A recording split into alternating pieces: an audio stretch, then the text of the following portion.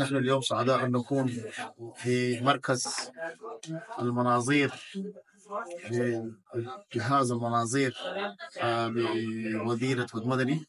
يعتبر كأكبر مركز يمكن في السودان، وهذه يكون الثاني أول في أفريقيا. نحن يمكن دي زيارة ثانية. الزيارة الأولى كانت مع دكتور هيثم، ويمكن يكون عمل نداء لكل المنظمات على أساس إنه يجيبوا مع هذا المركز الكبير.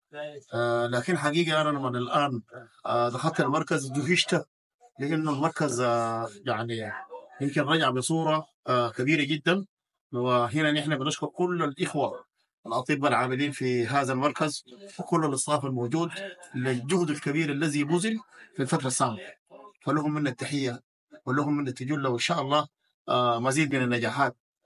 حقيقة أخواننا ناس دكتور طارق العجوة ودكتور أسامة والجماعة ديل، نحن يعني لهم توجيه واضح إنه أي احتياج لهذه المراكز ولكل المستشفيات الكبيرة نحن يجونا. نحن ما عندنا مركز اتحادي ولا عندنا، كل الشغل ده عندنا ما دام بيخدم المواطن نحن مرحب به تحت أي لحظة، ونحن داعمين إن شاء الله. شاكر ومقدر للجميع. السلام عليكم ورحمة الله وبركاته.